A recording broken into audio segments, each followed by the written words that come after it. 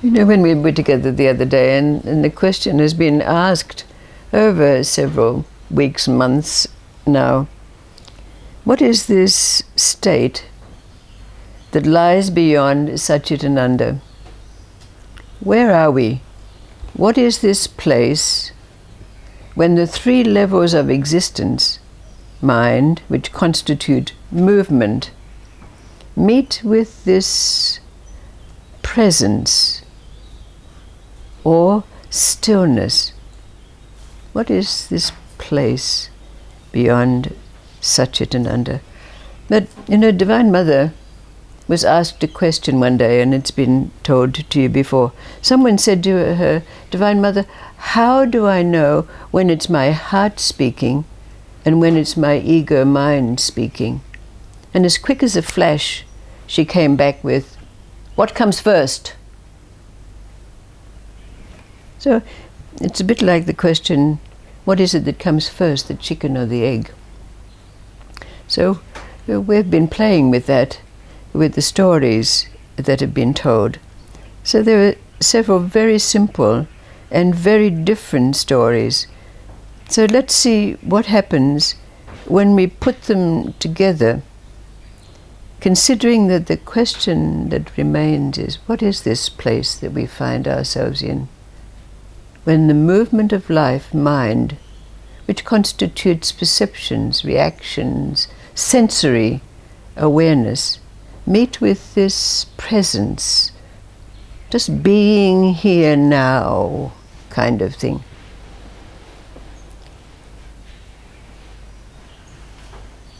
So there was a couple, and they lived very happily together. But it was winter time, so they were snowed in. And you know how life gets a bit boring when you're just in the house together, even though you're very compatible. So one day the husband said to the wife, you know, it's a bit boring what's going on now, so let's play a game. And she said, oh, what game is that? And he said, well, it's the game of I remember. Oh, she said, I've never played that game before. How do you play the game of I remember? So he just said, well, whenever we give each other anything, we have to end it with, I remember. Now, so the wife cottoned onto this straight away. She said, oh, okay, well, if you don't say I remember to me, you have to buy me that gold chain that's in the goldsmith shop that I've been looking at for all of this time. But then she followed it with, but you know, if I don't say remember, I'll embroider you that silk waistcoat that I've been promising you all of these years. So they started their game, and it went on very well, and the snow melted, and spring came, and she got pregnant actually, and they continued their game of I remember, and so the game went on. It was kind of interminable. But then the husband had to go away to buy seeds and all for the farm. And so he went off, and he left his wife in the care of some relatives who came to stay, and all went very well. But you know, he was gone for a little time, and the winter came on again. So he was away for much, much longer than he anticipated. But, you know, after he came through the snow and as it had melted so that he could get back to his farmhouse, when he arrived, there was his wife holding in her arms their son. And as soon as the greeting took place, she handed over her son to the father and said, this is your new child, your baby. Well, he was so overwhelmed with joy that flooded over him. He forgot to say, I remember. So immediately she said, you owe me a gold chain. But you know, it was all very amicable, and while she was sitting, rocking the cradle of the baby, she did in fact, embroider that silk vest for her dear husband. And the second story is about a very great samurai. He was very brave, very fierce, and he was in the service of the Shogun of the day. But it so happened the Shogun, and we've spoken of him before, he was called Takyamuni. Takyamuni rose up through the ranks from being a peasant to himself being a very, very great samurai, and then became Shogun of the land. But you know, the Shogun also became very enamored with Zen and the arts and music and all, so he spent a lot of time with this. But his particular love was the tea ceremony, and he spent a lot of time participating in this ritual with one of the very great tea masters of the time, who was called Takeo.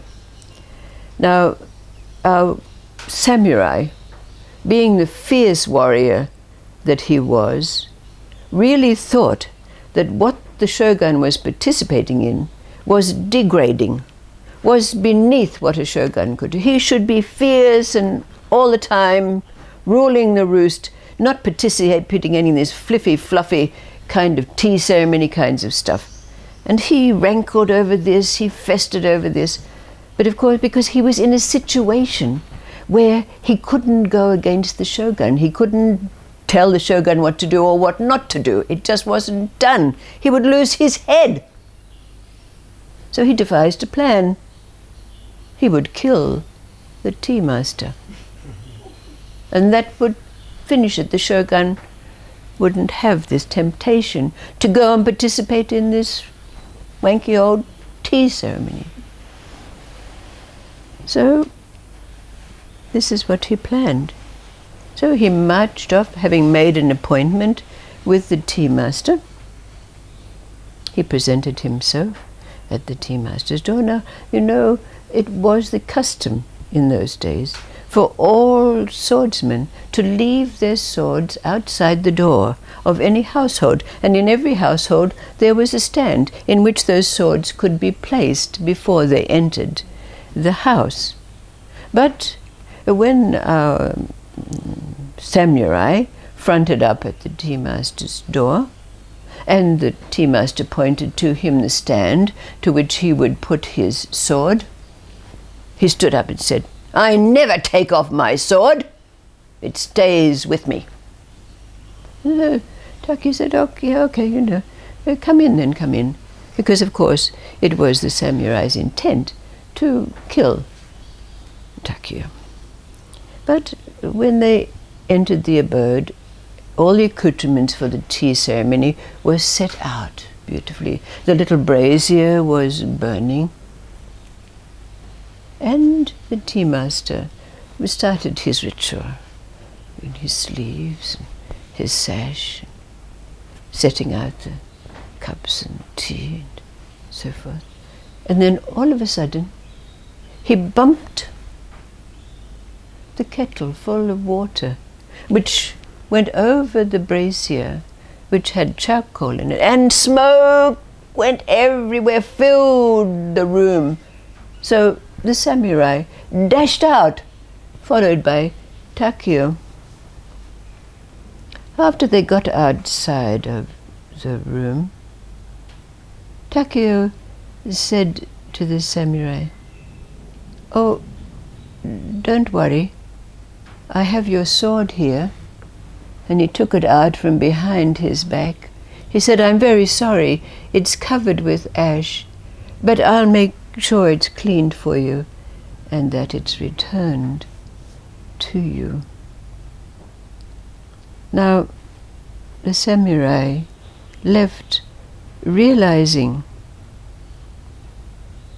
what? What did the samurai realize walking away from that door? He had the intent of killing the tea master. The tea master takes his sword from behind his back. He said, "Oh, I'm very, very sorry. Here's your sword. I'll clean it for you and return it to you."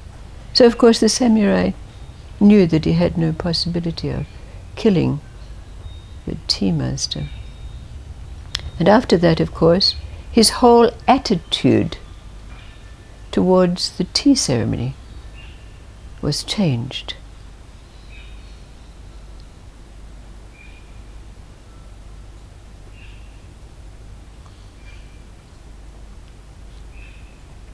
Two very disparate stories. And yet, when we put them together, something arises for us as an awareness, an understanding. Maybe not now, but to know how it works. These chemistries, this alchemy of life. But how does that relate to our question?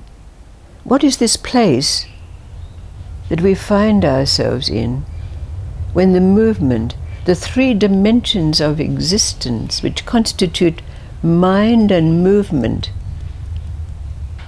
meet this presence? Now, here. It's a chicken and egg thing. But we do have to understand it, otherwise we'll never come to realize who and what we are.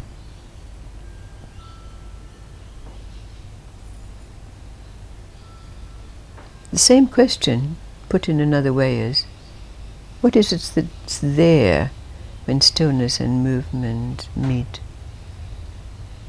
And all right, now we can say it's that place that lies beyond Satchitananda. But does it really lie beyond Satchitananda? What comes first, the chicken or the egg? What comes first? Our heart speak or our ego mind speak?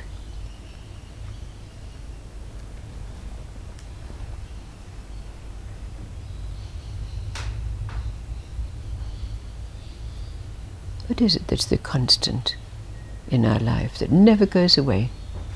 Everything else comes and goes. Here a moment and then gone. I'm just thinking, would it have anything to do with experience, perhaps? Like, for instance, in the first story, the male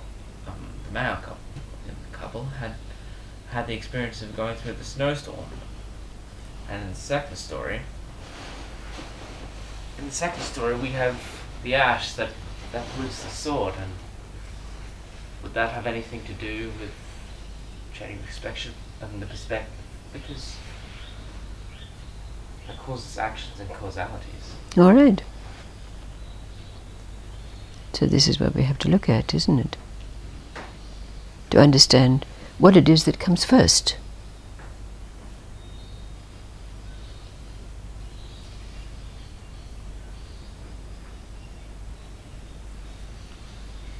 Well, the tea master would have known straight away that what the guy's intention was, because he didn't put his sword there. So, was it the destiny that he knocked it over, and then everything from there in that moment, then the whole situation changed for that other guy for the rest of his life. That's right. Mm-hmm. The difference is emptiness. All right. The tea master knew not because he's thinking about or looking, but because he's empty. That's right. Okay. And the other one is not empty because he has an intention. Uh-huh. And it's in this non-empty state that he didn't feel even his thought going. Uh-huh. And for the husband, because suddenly he's filled with emotion, he's not empty anymore. All right. So he failed Yes. in the game. Right. So can't we get a gleaning from this?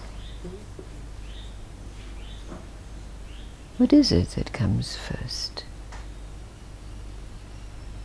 What is it that's there permanently in our life? Well, it said what mind cannot fight with, Yes, what mind cannot fight with. Yes, even if it does. yes, what's being said. Yes, And with the, sorry, with That's the all two right. stories came something like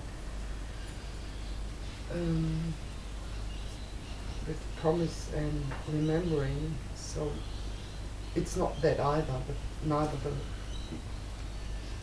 promise or the memory, yes. and also neither the fighting against it. Aha, Place. all right. It's not there. No, that's right. So it's the emptiness that's first. Yes, you can say that.